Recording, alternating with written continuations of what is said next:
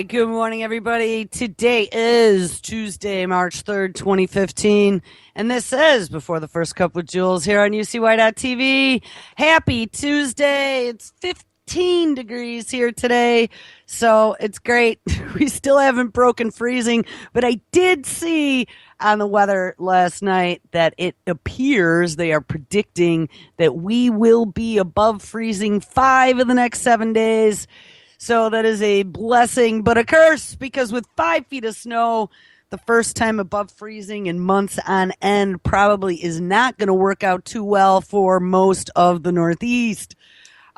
We found leak number 2 yesterday. One in the kitchen, now one in the living room. I had to send some poor, unfortunate individual up onto the roof yesterday, and literally underneath the snow that was scraped already before, there has to be almost a foot of ice. So this is not good. Not a good winter at all. I am so ready for spring. So where do we start today? Yesterday, oh, how nice. Yesterday, I talked about net neutrality and my take on net neutrality, what I thought was going on. After the show, had done a little additional digging, because I had said I never saw the original footage from the hearing of Bill Gates for that antitrust lawsuit against with Netscape against Microsoft for Internet Explorer browser being integrated into the operating system, if you remember that. That started back, I thought it was in 95, but it was in 1998. And then in 2001 is when they came up with the agreement. They came to an agreement. And a few of the things that came out of the final video that I watched of Mr. Bill Gates, discussing the agreement that they came to after a second judge had knocked down the first judge's ruling, was that, well, first of all, let me back up here. They knocked down the first judge's ruling because the judge was found to be biased, they said. And there had been some statement, and I don't know if I remember this. This was so long ago, but maybe I do. There had been a statement by the first judge about Bill Gates being like Napoleon. So it was kind of funny, at least if you've been watching Bill Gates for many years. He most certainly doesn't look like Napoleon, but he does have some pretty ruthless business practices. But when Bill came out and gave his little talk about what was going on, and thanks to everyone and all the workers and everyone who stuck by them and all the businesses, and this is what we've been working on. You know, I always said that when Gates came out of all that, you could just see it on his face, that he'd sold out, that he bent over, that he gave him the keys, that he opened the back door after he had infiltrated every desktop just about on the planet. Well, I found the money shot. He actually states that while all that was going on, they were working on this thing and that thing. And what's very interesting is what came out right at that time, they were just getting ready to launch it, was Windows XP. Now, if you remember, just as all this draconian internet law is getting ready to drop down on us with regulation and government takeover and cybersecurity business orders and Microsoft Cyber Patrol, and working together with all the tech companies and all the businesses to be part of one big security happy family, is that right before that all happened, Microsoft had announced the end of support for Windows XP, and the news came out that 95% of all banks ran XP still. And then they had that massive hack that caused Obama to jerk his knee, hit the bottom of the table, and ink an executive order. Now they're going to have a security clearinghouse, and we're going to bring all the businesses into the fold. Guys, it's brilliant. I do think they handed him the keys. I think that was Gates's payoff for all that. So anyway, I don't want to spend Another day talking about net neutrality. I could not find that 300 plus page document, so it doesn't appear that it's been released yet to the public, or at least in a searchable format to be able to locate it. So I'm trying to decide now what we're going to do today. And one of my feeds that I've been keeping that's very special to me. The only two subscribers are me and Mr. Turbeville. And it was only a page for me to share stuff that I want to make sure I get to tomorrow. But at one point, I've been doing some testing on that page with an automated sharer from the Pigmine feed, and it stopped working mysteriously a while ago. Well, it appears it started working again, and it started working at full tilt because I must have 100 freaking videos. No offense, there was all kinds of good stuff over the last couple of days, but there's got to be 100 videos that are between, here we go, that are between the stories I was looking for and the stories that are there. All right, so a couple of the things I wanted to get back to, if they're not too lost here, and it looks like it might be, I don't know. We'll figure this out. It's early, people. Have a coffee. I'm only on sip like number 5 now. Actually, here's some good stuff we're going to talk about today, and then maybe we'll inch our way back. But it's something we haven't really talked about in a while, and that is the effects of social media, computer. We all have talked about brainwashing that the television does, not only just propaganda, but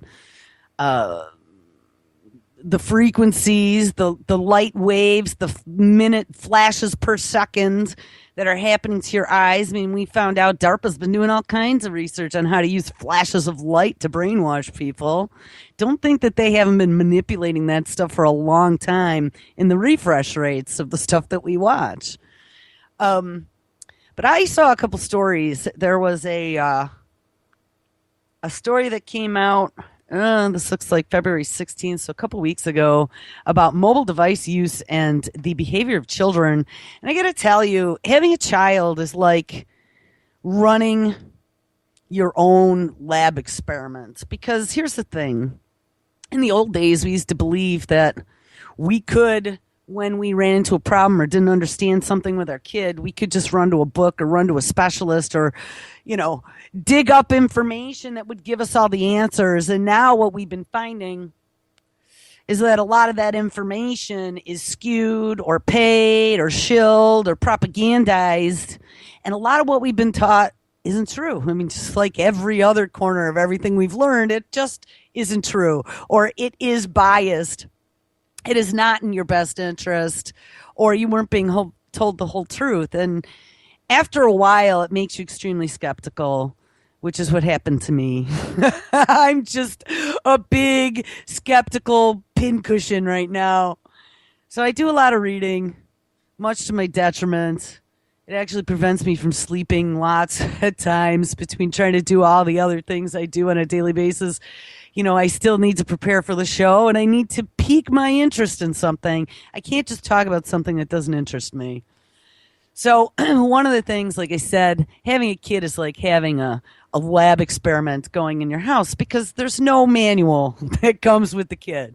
So you got to figure it out as you go along. And one of the things that I've noticed from very, very early on was the detrimental effect that even a small amount of television has on my kid. Like, she goes from a very attentive, creative, inventive, gregarious, social kid to being mean, selfish, nasty, argumentative. I mean, it's just amazing. It's amazing the change in personality that I have seen just with an hour or two. And it depends, it definitely depends on what the television is. We've picked a few shows that seem to not have too much of a side effect, to not cause that alter ego to appear. Another one of the traits that I've seen, and definitely with some of the kids shows, is ADD behavior, like the not being able to pay attention or not being able to stick to one thing, not being able to follow through with working on one project to completion, moving on to something else and having 10 things going and nothing ever gets completed. I mean, I spent a lot of time studying psychology in college. That was, that's what every college kid who doesn't know what they're going to go to college for decides that they're going for psychology. So this is my first thing. I was going for psychology, but I find the human brain extremely interesting. I've talked about some of my weaknesses. I've mentioned them in chat before. I'm not going to mention them in public now, but definitely one of my weaknesses is the human brain and understanding how it ticks. So, I I've been paying very close attention, and especially when the end result of the lab experiment happens to be my sanity and whether or not I keep it. I pay very close attention then and try to come up with a remedy. So I've dug deep into, I started getting into brainwashing for quite a while, and I think that that's something that we're going to spend at least a week on. I have a couple friends that have dug very, very deep into the brainwashing, and I think I'm going to pick their brains.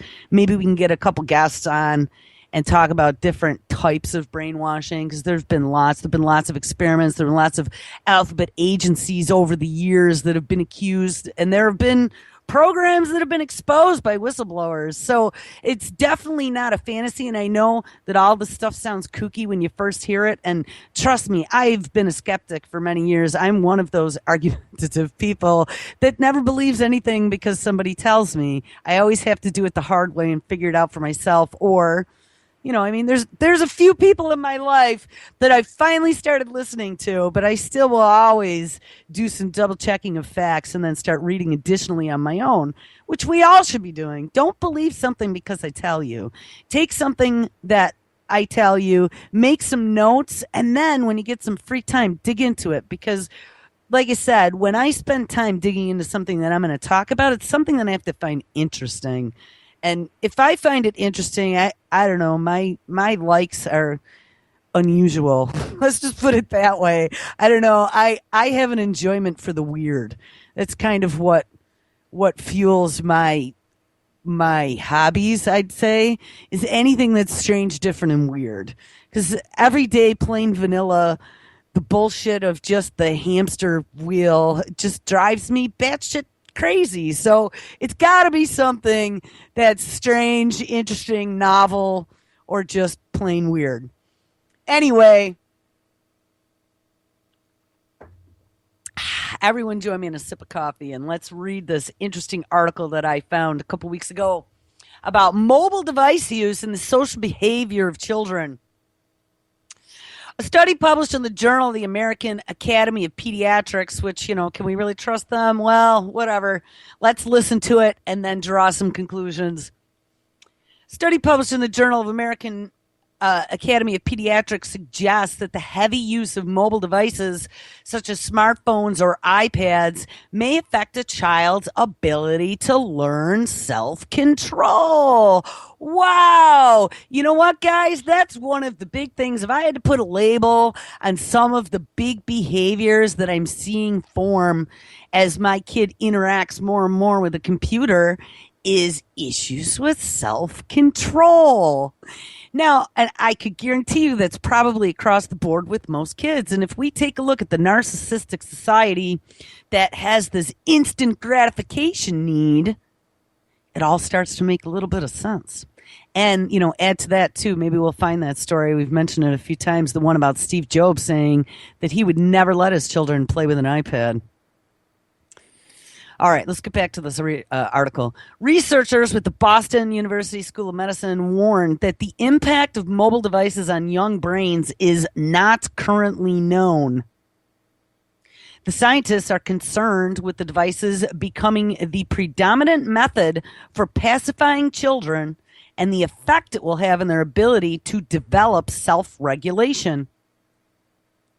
Lead researcher Jen Radesky suggested parents increase, quote, direct human-to-human interaction, unquote. And hold on, because it's going to send me now to the source article. University Herald, I think. I'm not really sure where this publication is out of, but this is continuing about the study from the Journal of Pediatrics. All right. Children are using mobile devices more frequently at young ages, but the impacts of these gadgets is not on development and behavior of children is still relatively unknown. Researchers at Boston University Medical Center review many types of interactive media available today and raise important questions regarding their use as educational tools. And I'll tell you what, that's the one thing I was surprised about when I went to open house is the use of computers and programs that they're using during the day to teach these kids. I mean, excuse me, what the fuck is a teacher for? And I know teachers don't get paid like engineers do, but just like, a doctor goes, at least ones that I've known, my good doctors went into medicine because they wanted to help people. Teachers go into teaching because they want to teach children and shape the next generation, not because it's going to give them a Ferrari in the end, okay? So why?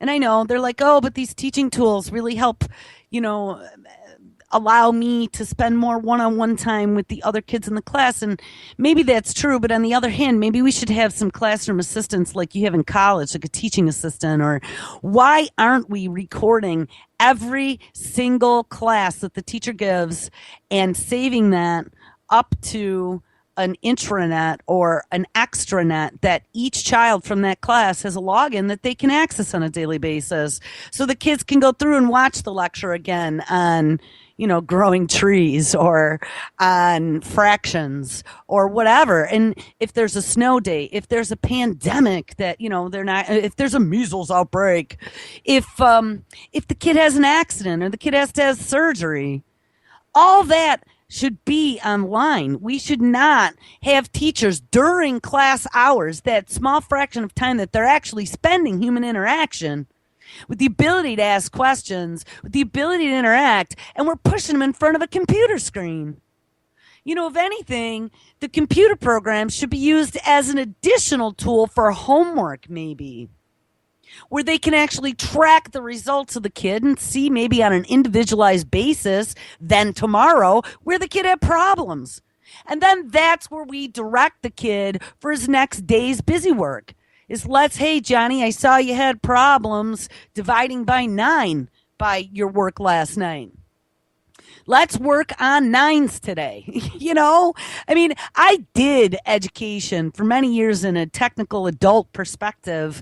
And, there are all different types of learners. And that's the one thing. And I've seen now, on top of this anti-vac attack, now it's anti-homeschooler, anti-Common Core attack coming next, because anybody with any thoughts outside of the flashes of light on our television tell us we should believe means that you have not had the Kool-Aid or enough of it yet. We are all targets. So get educated, because we need to start speaking up. As I read more and more of this stuff, I'll tell you, anything that pisses me off is something I like to do my show on.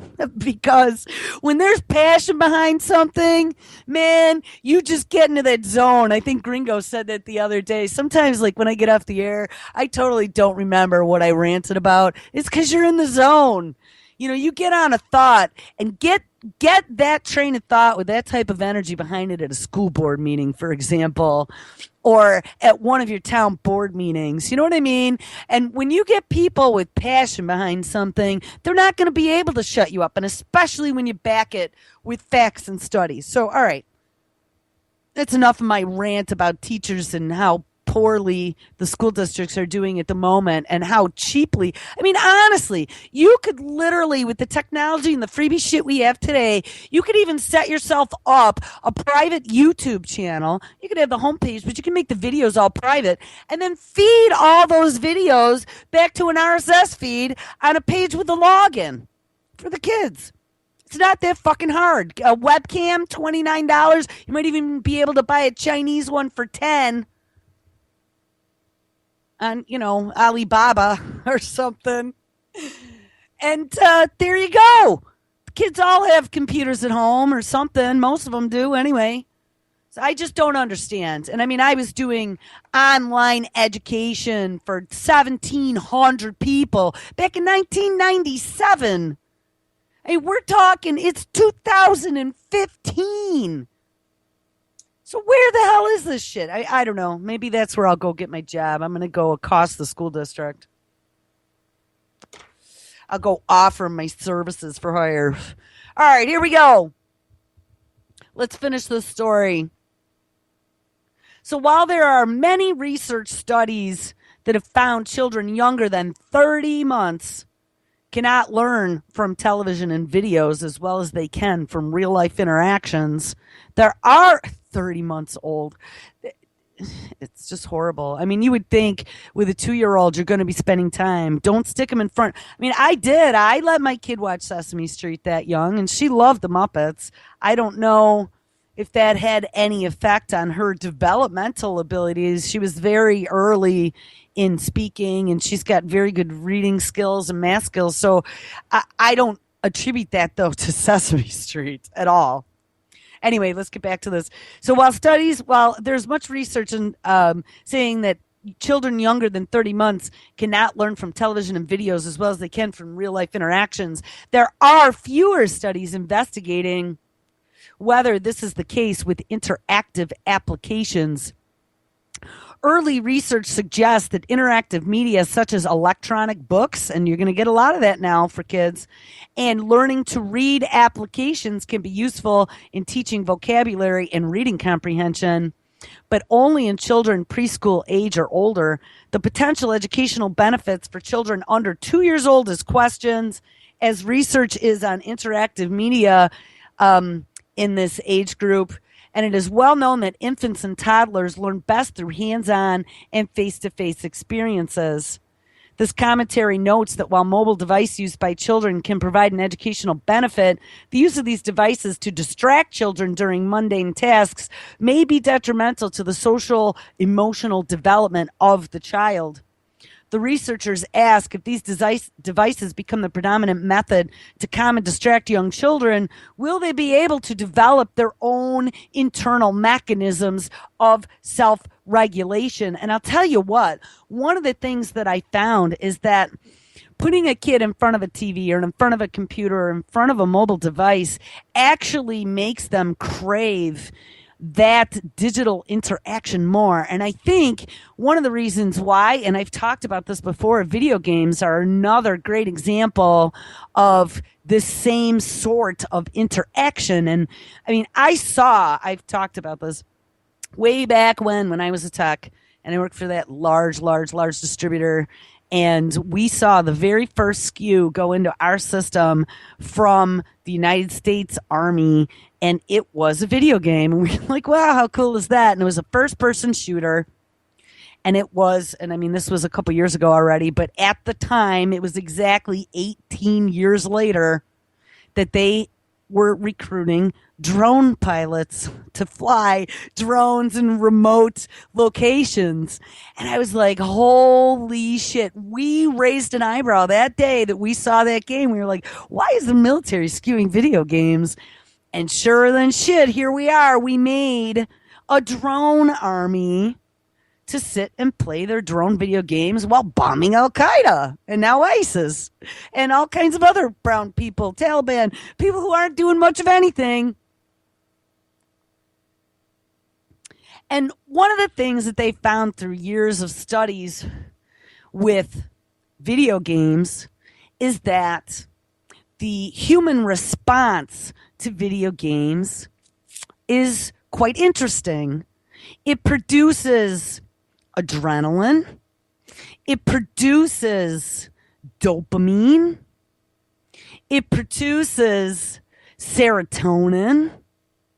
It produces lots of those chemicals. And I have to go through, actually, one day I went through and did some pretty deep research on the brain chemicals that are produced and different interactions that cause different brain chemicals to be produced. And those same brain chemicals that a video game entices are the same brain chemicals that are produced when you experience a sense of accomplishment. Because here's I use myself as a big psychology experiment, 47 years worth, and I love using myself as an experiment because, what better proof can you have?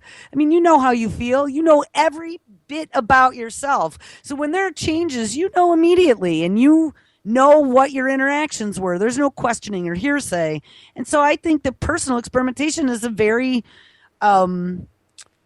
it's a verifying way to look at other studies. And I'll tell you, when I spend a lot of time dedicated to a project, let's say, even though it's so painful and it requires me lack of sleep and lack of life and lack of anything, but the thing is that dangling carrot, and we've been trained to follow dangling carrots. And that's why we work. That's why we're tied to the system, because there's that dangling carrot of that paycheck every week. There's that dangling carrot of moving forward, moving up the food chain. Bernays trained us to follow the dangling carrot to keep up or be better than the Joneses. That's the dangling carrot of the disposable society. Get a new one, throw it away. Get a new one, throw it away. The dangling carrot of instant gratification.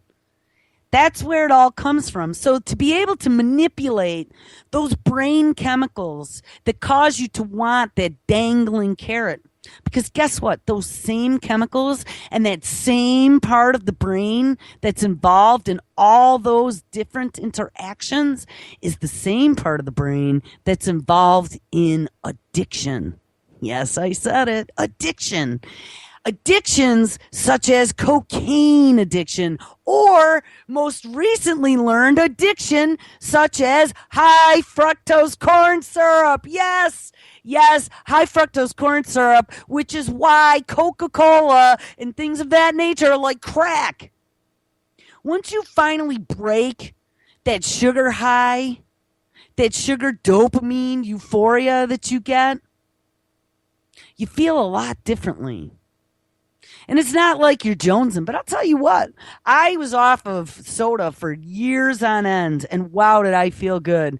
And then at the holidays, I had a couple, and I got to tell you, I got a taste for it now. It definitely is addictive, and it's so bad for you. That stuff is so bad for you. You have to, I don't know if it's as bad as quitting smoking, let's say, but it absolutely, and it's in all of our foods. It's in all the processed foods. It's even in ketchup. Did you know that? High fructose corn syrup's in ketchup. And what gets even worse about high fructose corn syrup is that it uses genetically modified corn.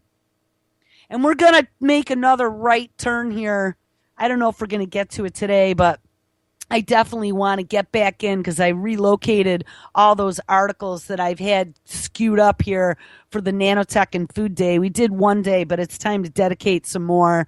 We're going to dig a little bit deeper, too, into the GMO and Dr. Huber with this his newest glyphosate connections to different things in the ecosystem. So, all right, anyway, let's back up. So we have this whole sociological, pathological, biological interaction that is going on when we interact with things such as video games or things such as computers, iPads, with things in our environment like high fructose corn syrup that is difficult to stay away from, televisions. And it's almost like an addiction. And I'm going to call it an addiction. People who are indoctrinated, any of your friends or family out there that you haven't been able to break through to, ones that point at you like Donald Sutherland at the end of Invasion of the Body Snatchers, where they're playing Amazing Grace on the bagpipes, and he's standing on the wharf. Ah! Those types of people. When you're at their houses or you're at an event or something with them, turn on the TV and see what they do.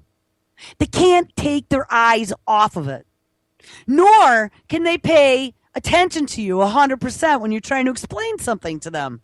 It's absolutely amazing They do the blank, yeah, and they look over your shoulder, and you know that they're not fully listening to you. The other ear is listening to Snoogie, whoever her name is, Kim Kardashian, wiggle her butt at the screen, all big fucking distractions from the real thing that's going on. And I'm telling you, the propaganda is so bullshit thick right now that there's no chiseling through it. It's so deep. And it's so dangle by the carrot distracting that these people that have been conditioned, they've been conditioned to react like a Pavlovian dog to this stuff, that they can't see through it. They need to have trauma. They need to have some big thing that completely kicks the cornerstone out from their belief system or out from their daily routine, out from their life. They need to lose a job, or someone needs to die, or there needs to be a massive, massive collapse somewhere that affects them directly. And that's when the veil falls. And it's a very, very, very sad, unfortunate fact that it takes that extreme to wake these people up. But if you go back into, and you know what I was saying about education, I have the stool here for my feet, and it keeps moving. I mean, the educational system is all part of this. You know, there was that, and I think we've played him here before. I don't remember his name, some good Russian or Czechoslovakian name. He was a KGB agent, and he talks about enslaving a society and how to use the educational system. Within a couple generations, you've completely brainwashed a society. And they have absolutely incorporated many of those ideas into the United States. And if you look at our educational system and the way they have stunted free thinking, all these standardized testing. And I'm going to tell you this Common Core bullshit. If I ask at my school, I asked a simple question: are they replacing Regents with Common Core? Because a Regents education was the standardized teaching that they did in New York State. We had a test that we took every June that was in grade, I don't know, probably started in 5th or 6th grade, maybe all the way through my senior year. We had the testing. We took it in June, and there was a makeup for the people who missed it in January, or people who were getting out half a year, or people who were making up from the year before. They also had a test in January. And when you got a Regents education, it was like the stamp of approval. You met the standards for the state education system. But the thing is that New York State education, comparatively at the time to the rest of the nation, was actually very high. And our taxes, we always bitch and complain about how high the freaking taxes are in New York. But back in those days, a lot of our tax dollars actually went into the education system. And I know we bitch about Cuomo. I can't stand this asshole. But his dad, and I know there's all kinds of stories about him having family members that were in the mob and whatever. And you know what? I definitely wouldn't doubt it. If you remember Mario, go find some video of Mario and just listen to him talk, and that would be your first thoughts. But one thing that he was very, very adamant about at the time, and it was something that I cared about dearly, was the New York State in-state tuition and keeping it low, and college education at a world-class university being available for anyone who wanted to go. I was a college student at the time, and my college tuition back in those days was $675 a semester. And I was able to finance my entire education waiting tables. I had to work 2-3 jobs at different times in my life, but I was able to pay for my own school with only $4,000 left over in loans when it was all said and done. That's not too shabby. So back in those days, they definitely were dumping money. We had our lotto. I remember when that first started, and they were dumping money back in those days into the educational system as well. I don't see any of that happening anymore. And I see this Common Core is bringing us all down to a new level of low, of dumbness, of unquestioning, complete drone zone bot, Do what you're told. Eat lots of sugary foods. Let's through the school food program do experimentation on this, on these children by putting government cheese in the school and see what happens with our BGH in the Monsanto growth hormone shot in the cows. It's really mutated. And they've taken New York State's education as well as every other state and brought it down to some lowly level that somehow, some way, yes, Billy Gates seemed to have his hands in. I really don't understand what his full interaction is because I have not had time to look into it. But I know that Bill Gates was involved. Homework project. One of these days, too, what I want to do. So get ready, start marking your calendars. There's all these homework projects I've handed out. We're going to start doing call-in days where people who did homework projects and the things we talked about can come in and talk about their findings. I think that would be fun. All right, anyway, let's get back to this one story I've been working through for the last 37 minutes. Anyway, they say that educational benefits for children under 2 years old is absolutely questioned. This commentary notes that while mobile device use by children can provide educational benefit, the use of these devices to distract children during mundane tasks may be detrimental to the social development of the child. Will they be able to develop their own internal mechanisms for self-regulation? It has been well studied that increased television time decreases a child's development of language and social skills. Well, absolutely. Mobile media use similarly replaces the amount of time spent engaging in direct human-to-human interaction. And we've seen just with like this next generation coming up, the teenagers who communicate with their friends as they're sitting next to each other through instant messaging and the blossoming of emoticons, and chat lingo, and the what's it called? I don't know what that dictionary is called. I don't remember the name of it, but the Urban Dictionary, and words that are completely off the hook, or terms that are not academically correct becoming mainstream. These people have a whole different language and way of spelling. And what was that other language that we just saw? Didn't we see something not too long ago that they had this other language because English was so difficult for kids to learn, that they had this other language to teach kids how to spell English, but it was like dumbed down, ridiculously weird. I don't know. This lack of communication, and I mean, even look at the lack of teaching of cursive in a lot of school programs. I found out from my kids' school that actually they didn't teach cursive last year to the kids. And this year they brought it back to third grade. So how interesting is that? I mean, even here. And here's my take on it. I told my kid, they wrote the Constitution in cursive. So regardless if they teach it to you or not, I'm going to teach it to you, because not only is cursive a creative way of expression and being, an English student. I went to college for English. I did tons of writing and tons of research papers, and I hand wrote all mine back in those days. When you write, there is this extra connection that happens, this imprintation, if that's even a word, on your brain to be able to remember things. I had this ability when I studied something, if I wrote it down, I could flash freeze frame on exactly what I wrote during the test. I could literally, I remember when I first realized what I was able to do, and I almost felt like I was cheating, because I could literally read the page of the content that I wrote on the page in my head during the test.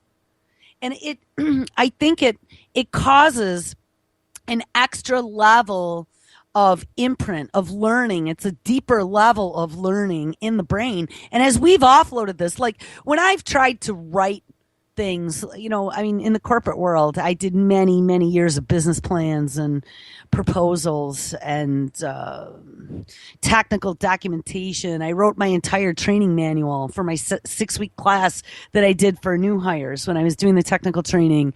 I used to do all the tests. I used to do all the fact knowledge nugget fact pages on different products and stuff. And that all, I did all the marketing. Jesus, I forgot about that. Like my last 10 years of work. I mean, all the marketing spins for a corporation. You got to know ways, and all the web content. You got to know how to write, how to use words, how to express thought. And when you can't do that anymore, you lose your ability to not only communicate, but to express complicated thoughts. You get simplified, dumbed down, and that's where we start. Around, instead of talking about the dynamics of what's going on in the Middle East, let's say, and all the U.S. involvement in launching our own now terroristic threats against ourselves, problem, reaction, solution. They're actually talking about Kim Kardashian at the water cooler. I mean, it is a full dumbing down of society. All right. Here, I need to get back here because we're going to run out of time and I won't even finish this one story. All right. So they've determined that television time decreases a child's development of language and social skills. Oh, I know what I was going to say. One last thought on that. So I found once I moved from paper to a digital world for my writing that it was much, much, much, much, much more difficult, at least in the beginning, for me to take the creativity that I had in a paper world and to have that same creativity and that same ability to have long-term memory, let's say, of something that I did when I did it manually. And it still holds true. That I think the digital world, it took us to a lesser level of human experience and human education and human deep thought. One of my biggest, I would say, crutch still to that world is my system with index cards. I have containers and containers of index cards, of notes, of little blurbs, of websites, of links, I still write stuff down. I slide them all under my keyboard, under my monitor, in little containers. And if I ever need to find something that I don't quite remember, I know it's there. And it's still a requirement for me. But I gotta say, I think that manual, pen to paper, is something that eventually they want to remove. That's why we're moving now, like we found in that very first story, moving kids to a digital realm. And it's planned. It has an effect on our ability to think, our ability to reason, our ability to remember.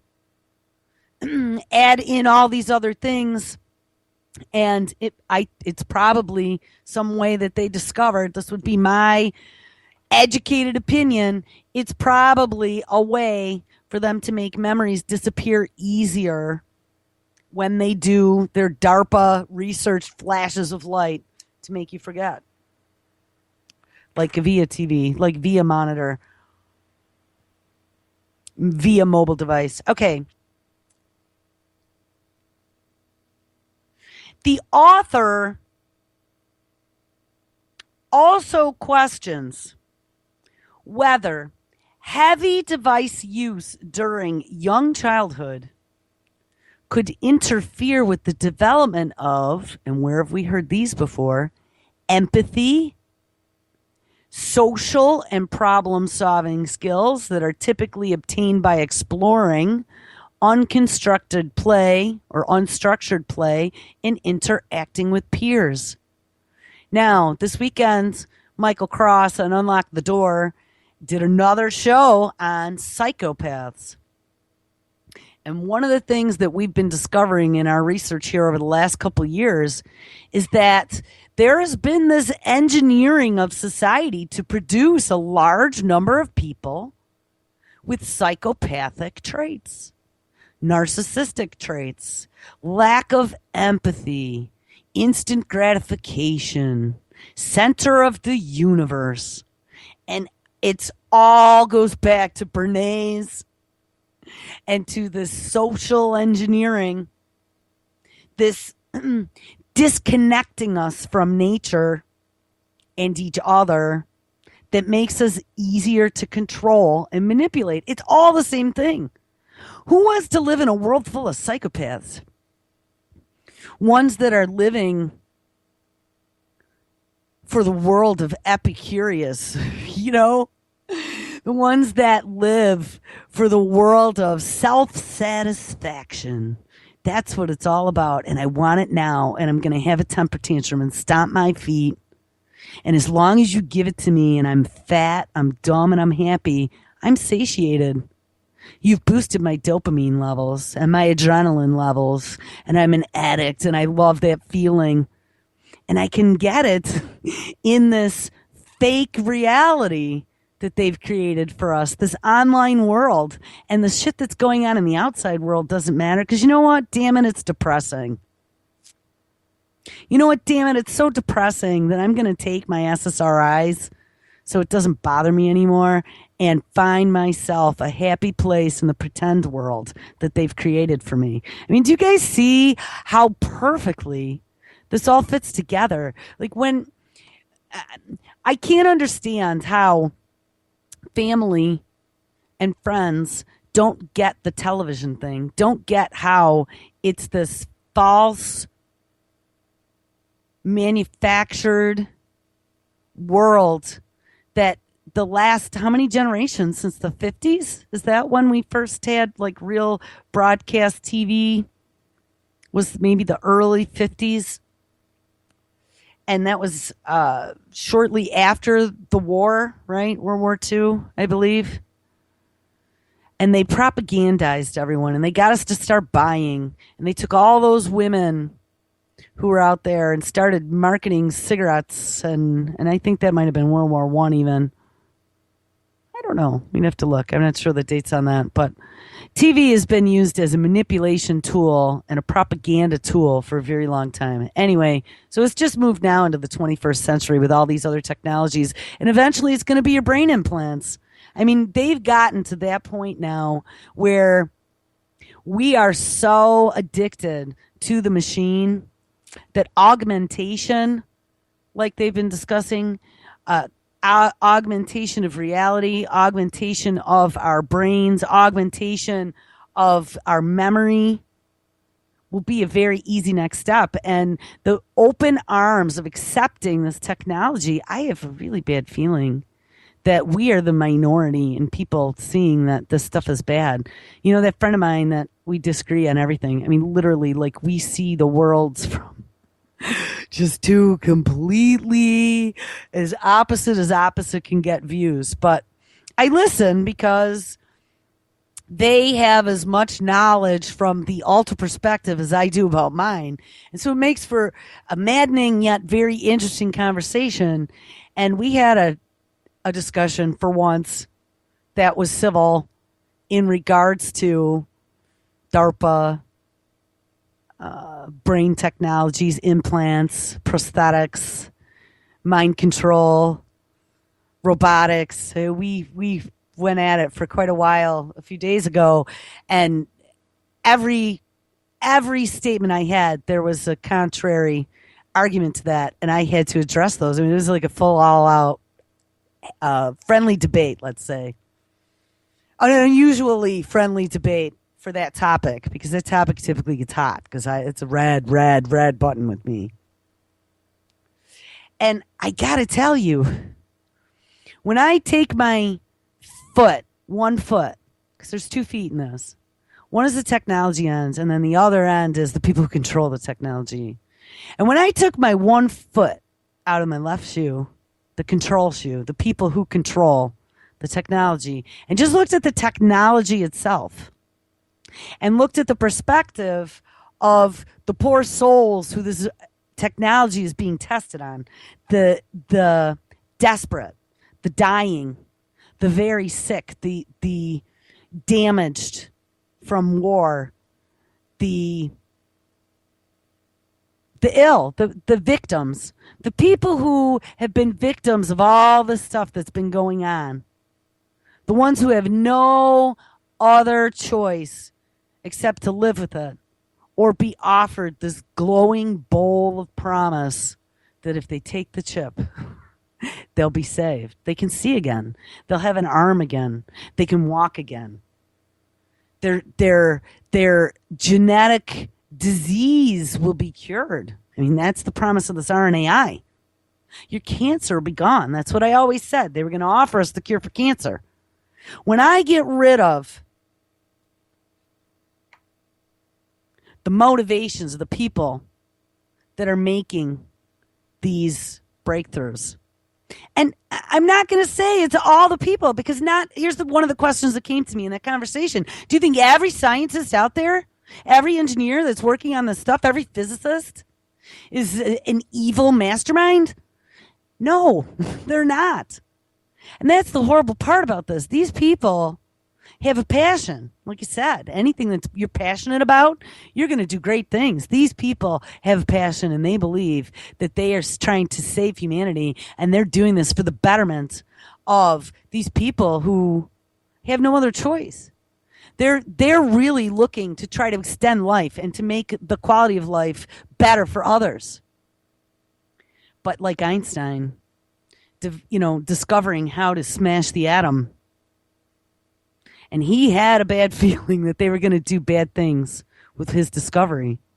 And so when our debate ended, and here's the end result of that. I am not anti-technology because I have been in this world for 20 years, 25 years professionally. I lived, ate, and breathed it. I was a sci-fi junkie my entire childhood. I saw the promise. But what I wasn't expecting and what I was naive about until just probably, 20 years ago, I saw it only as the United States government in regards to hiding things about maybe us being visited. They were evil. These people were hiding something that maybe us being visited by other entities could help save the world. And that's why they didn't want us to know about it. But I didn't know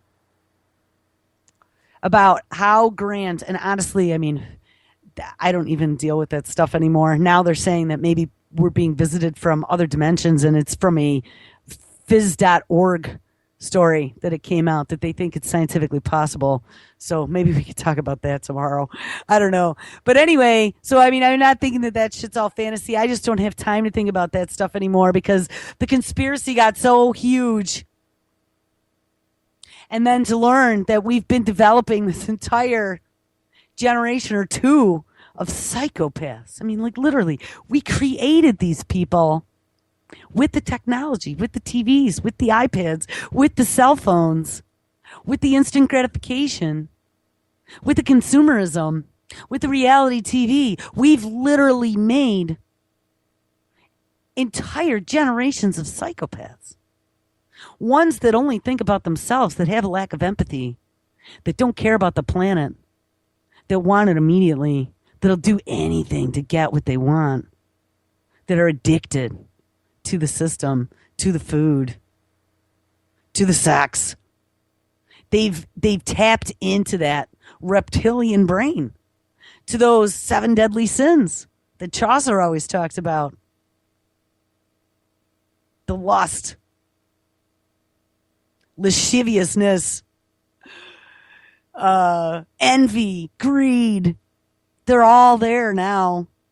And those are all those behaviors that access that part of the brain that produce all those great brain chemicals that you could easily get from just some hard work, some sex, or from some accomplishment. That's how we used to do it in the old days. And it wasn't very manipulated. You could actually make your own brain chemicals by doing something good. All right, we got about 2 minutes here before the music starts to play, so let's see if we can get through the end of the story. The authors question whether heavy device use during young childhood could interfere with the development of empathy, social, and problem-solving skills that are typically obtained by exploring unstructured play and interacting with peers. These devices may also replace the hands-on activities important for the development of sensory motor and visual motor skills, which are important for the learning and applications of math and science. Hey, remember the hard shit. And when it gets too hard to understand, then we ignore it. Like nanotechnology and all this crazy shit that's going on with GMOs and vaccines. Most people aren't paying attention to the real technology behind it because it's too fucking hard to understand. Like I said yesterday, the ones in knowledge are the ones in power. While much remains unknown, the authors recommend that parents try to teach application before allowing their children to access it. They also may encourage parents to use these applications with their children as an interactive media together, enhancing its educational value. All right. They don't know what the end result is going to be on our children. Like I said, Steve Jobs had said that he would not let his children use the iPad. I don't know if he ever said why, but he definitely saw that it brought them out of the world of the real and took them to the world of the imaginary, to where it isn't good for childhood development. I mean, it really isn't. All right, guys, it is Tuesday.